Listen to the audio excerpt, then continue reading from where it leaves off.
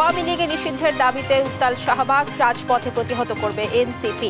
আর কারোর হস্তক্ষেপ মেনে নেওয়ার ঘোষণা। রাজনীতিতে যেভাবে নোংরা হস্তক্ষেপ করেছেন, 24 পরবর্তী বাংলাদেশে রাজনীতি নিয়ন্ত্রণ করবে শুধুমাত্র রাজনীতিবিদরা। সংস্কার আর নির্বাচন মুখোমুখি করা হচ্ছে মন্তব্য তারেক রহমানের। ঐক্য ধরে রেখে জনগণের প্রত্যাশিত গণতন্ত্র প্রতিষ্ঠার আহ্বান। এমন কিছু আমরা বলবো না, এমন কিছু করা থেকে আমরা বিরত থাকার চেষ্টা করব, যাতে করে কোনোভাবেই স্বৈরাচার বা তার প্রেতাত্মারা আবার এদেশের মানুষের কাঁধে চেপে বসতে পারে। সংস্কার শেষেই নির্বাচন চায় খেলাফত মজলিস। দ্বিকক্ষ বিশিষ্ট সংসদের পক্ষে লেবার পার্টি দ্রুত ঐক্যমত সম্ভব বললেন আলী রিয়াজ। এক প্রতিষ্ঠানের নামে একটির বেশি গণমাধ্যম নয়, সাংবাদিকদের বেতন শুরু হবে নবম গ্রেডে, সংস্কার কমিশনের সুপারিশ। সুন্দরবনের কলমডিজি টহলফারি এলাকায় আগুন, পানি সংকটে নেভানো যাচ্ছে না, ফায়ার লাইন কেটে নিয়ন্ত্রণের চেষ্টা। এবং ইরানের বিরুদ্ধে সামরিক ব্যবস্থা নিতে প্রস্তুত ট্রাম্প, শাসন ব্যবস্থা পরিবর্তনের হুমকি, যুক্তরাষ্ট্রকে কঠোর হুঁশিয়ারি খামেনির।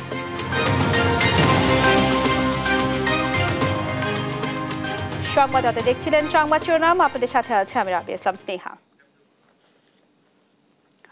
কোনো ব্যক্তি বা প্রতিষ্ঠানকে দেশের রাজনীতিতে নগ্নভাবে হস্তক্ষেপ করতে দেওয়া হবে না বলে হুঁশিয়ারি দিয়েছেন জাতীয় নাগরিক পার্টি এনসিপির দক্ষিণাঞ্চলের মুখ্য সংগঠক হাসনাত আব্দুল্লাহ। শনিবার রাজধানীর শাহবাগে আওয়ামী লীগ নিষিদ্ধের দাবিতে করা বিক্ষোভ সমাবেশে এই কথা বলেন তিনি। আর আওয়ামী লীগকে নিষিদ্ধ ও দল হিসেবে বিচারের মুখোমুখি করতে সরকারের প্রতি আহ্বান জানান দলটির সদস্য সচিব আক্তার হোসেন। আরও জানাচ্ছেন ফাহিম ইউসুফ। শনিবার রাজধানীর শাহবাগে জাতীয় জাদুঘরের সামনে আওয়ামী লীগের নিবন্ধন বাতিলের দাবিতে বিক্ষোভ সমাবেশের আয়োজন করে জাতীয় নাগরিক পার্টির ঢাকা মহানগর শাখা। সেখানে অংশ নেন দলটির দক্ষিণাঞ্চলের মুখ্য সংগঠক হাসনাত আব্দুল্লাহ। এ সময় তিনি বলেন, আওয়ামী লীগকে পুনর্বাসনের জন্য বিএনপি এবং জামায়াতের অসংখ্য নেতাকর্মীকে জীবন দিয়ে সে দায় মেটাতে হয়েছে। আওয়ামী লীগকে পুনর্বাসন করেছিলেন, উনাকে তার জীবন দিয়ে সেই দায় মেটাতে হয়েছে। জামাতে ইসলামী আওয়ামী লীগকে পুনর্বাসন করেছিলেন, তাদের নেতা কর্মীদের হত্যার মধ্য দিয়ে সেই দায় মেটাতে হয়েছে। রাজনীতি রাজনৈতিক ব্যক্তিরা দেখবে, অন্য কোনো ব্যক্তি বা প্রতিষ্ঠানের হস্তক্ষেপ মেনে নেওয়া হবে না বলেও হুঁশিয়ারি দেন হাসনাত আব্দুল্লাহ। রাজনৈতিক পরিমণ্ডলে আপনারা ক্যান্টনমেন্ট থেকে গত 16টা বছর যেভাবে নগ্ন হস্তক্ষেপ করেছেন,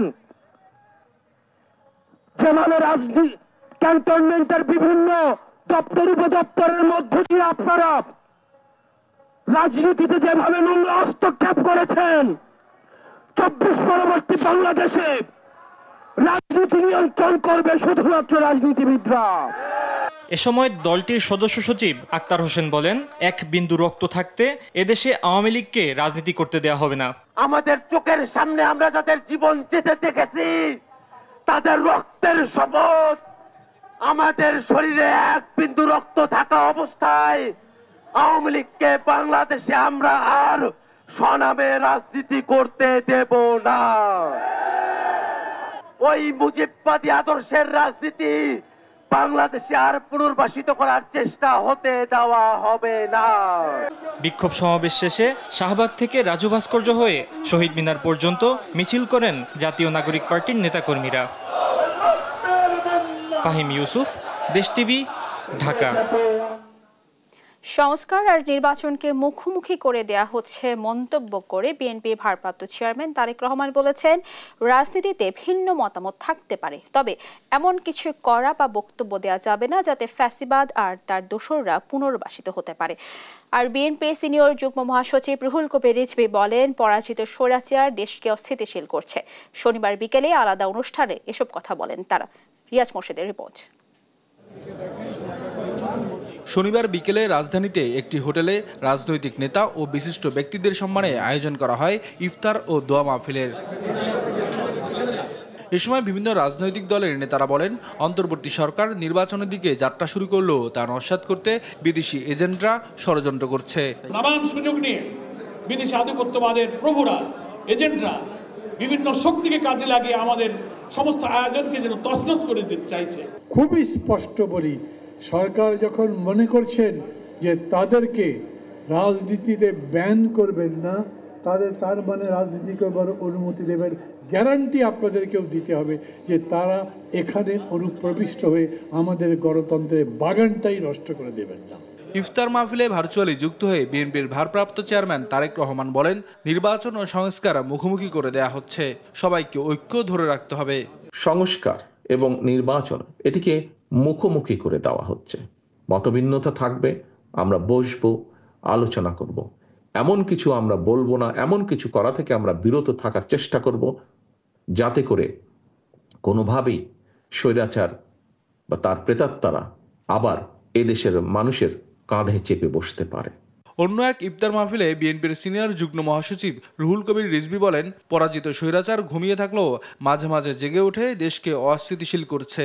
পরাজিত স্বৈরাচারের দানব তারা ঘুমিয়ে থাকার ভান করলেও তারা মাঝে মাঝে জেগে ওঠার চেষ্টা করে। ফ্যাসিস্ট প্রতিহতে ঐক্যের বিকল্প নাই বলে মন্তব্য রাজনৈতিক নেতাদের।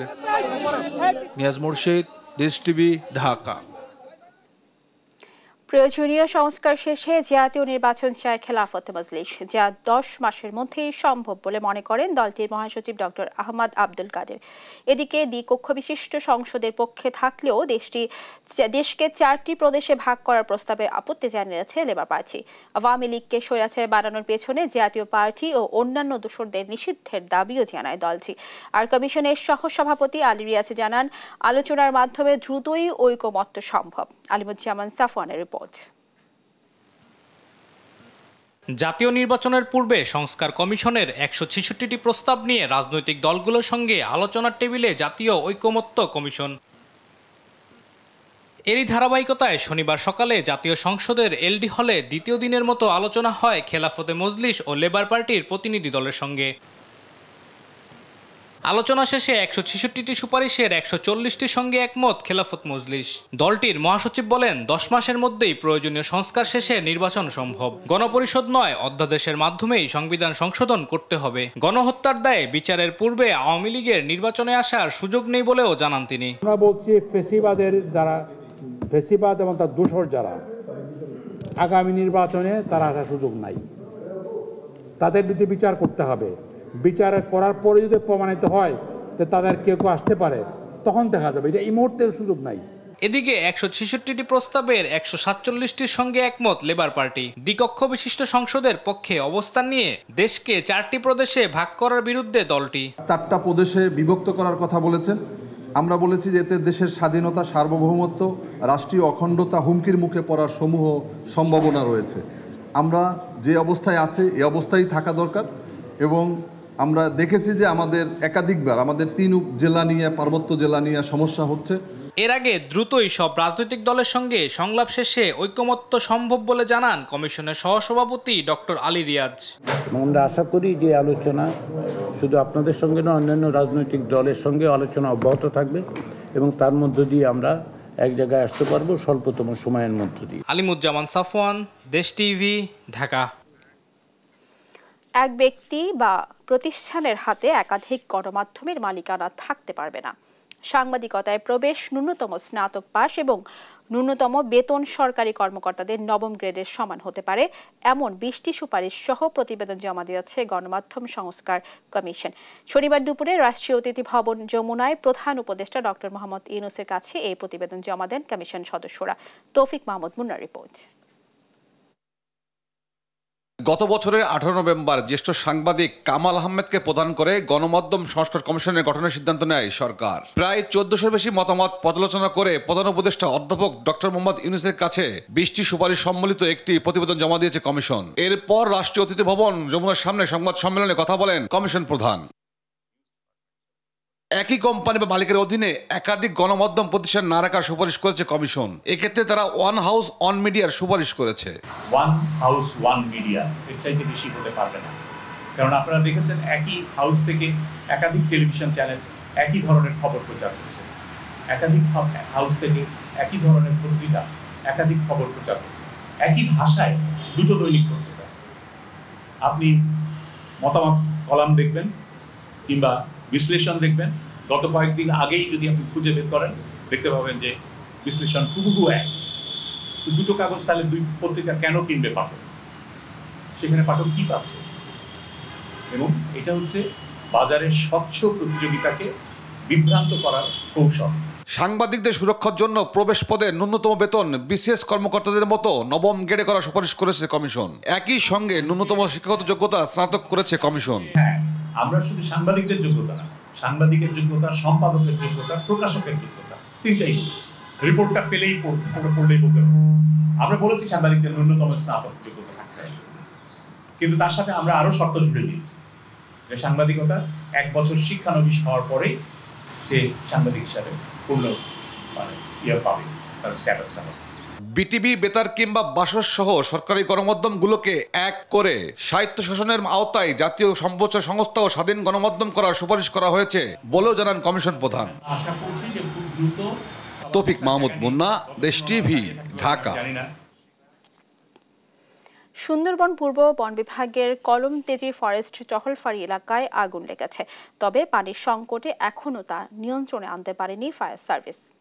শনিবার সকালে টেপারবিল এলাকায় প্রথমে ধোঁয়া দেখতে পান স্থানীয়রা। খবর পেয়ে বন বিভাগ দ্রুত নিয়ন্ত্রণের কাজ শুরু করে, তবে পানির অভাবে আগুন নেভাতে হিমশিম খেতে হচ্ছে। কর্মকর্তারা জানান আগুনের স্থান খাল থেকে 2 কিলোমিটার দূরে, তাই পানি সরবরাহ কঠিন। এর আগে 2023 সালের মে মাসে সুন্দরবনের আমরবুনিয়া এলাকায় আগুনে 4 একর বনভূমি পুড়ে যায়।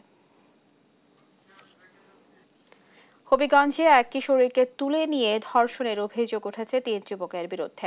গেল বুধবার রাতে বানিয়াচং উপজেলার গুনই গ্রামের এই ঘটনা জানাজানি হয় আজ শনিবার। ভুক্তভোগী কিশোরীর অভিযোগ, গ্রামের ইকবাল, কামরুল ও হুমায়ুন এই ঘটনায় জড়িত। এদিকে কুড়িগ্রামের রাজারবাগে 17 বছরের এক কিশোরীকে 18 দিন বাড়িতে আটকে রেখে সংঘবদ্ধ ধর্ষণ মামলার প্রধান আসামি ফজলু হককে গ্রেপ্তার করেছে পুলিশ। সহকর্মীদের পাঠানো তথ্য ছবিতে শামীম হোসেনের রিপোর্ট। হবিগঞ্জের বানিয়াচং উপজেলায় এক কিশোরীকে তুলে নিয়ে ধর্ষণের অভিযোগ উঠেছে 3 যুবকের বিরুদ্ধে। গেল বুধবার রাতে জেলার বানিয়াচং উপজেলার গুনই গ্রামে এই ঘটনা ঘটে। ভুক্তভোগী কিশোরীর অভিযোগ, ওই দিন রাতে ঘরের বাইরে গেলে একই গ্রামের ইকবাল, কামরুল ও হুমায়ুন তাকে তুলে নিয়ে পাশবিক নির্যাতন চালায়। পরদিন তাকে উদ্ধার করে জেলা সদর হাসপাতালে ভর্তি করেন স্বজনরা। একটা জায়গার মধ্যে রাখিয়া তারা দর্শন কইরা রেপ কইরা আইনা রাস্তার মধ্যে ফেলা দিছে, এমন তার মধ্যে রাত 2টার সময় পানির মধ্যে মেয়েটা উঠে। আমরা গরিব লোক, তারা হইল ধনী লোক, আর আমরা মৎস্যজীবী হিসাবে তারা আমরা হিংসা করে মনে করছে যে ওই মেয়েটার আমি যা পারি তা করবো, কি করবো আমারে, এরা তো প্রভাবশালী লোক। ধর্ষণের ঘটনায় থানায় মামলা হয়েছে। পুলিশ জানিয়েছে প্রাথমিক সত্যতা পেয়েছেন তারা। অভিযুক্তদের গ্রেপ্তারে অভিযান চলছে। ঘটনার বিষয়ে প্রাথমিক ইনভেস্টিগেশন করে ঘটনার সত্যতা পাওয়া যায় এবং এই নাহিদা আক্তার 14 বছরের একটু কিশোরী ধর্ষণের শিকার হয়েছে বলে জানা গেছে এবং এই সংক্রান্তে আমরা বানিয়াচং থানা অফিসার এনসিসির বরাবরে একটি ফ্যাক্স বার্তা প্রেরণ করেছি আইনগত ব্যবস্থা নেওয়ার জন্য।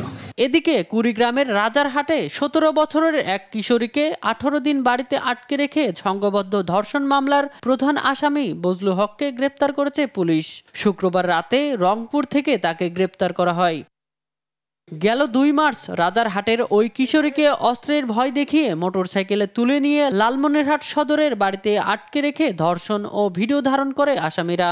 এই মামলায় প্রধান আসামি গ্রেপ্তার হলেও বাকি 2 জন পলাতক। Shamim Hossain, news desk.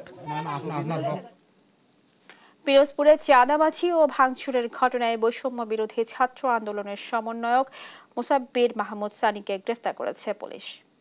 শনিবার দুপুরে তাকে পিরোজপুর শহর থেকে গ্রেপ্তার করা হয়। এর আগে শুক্রবার নির্মাণাধীন একটি মসজিদের সাইট ম্যানেজার শহীদুল ইসলাম পিরোজপুর সদর থানায় মামলা করেন।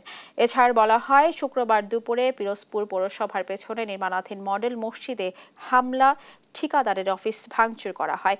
এ সময় ঠিকাদারের অফিস থেকে 5 লক্ষ টাকা লুট করেন বৈষম্য বিরোধী ছাত্র আন্দোলনের সমন্বয়ক মুসাব্বির মাহমুদ সানি সহ বেশ কয়েকজন।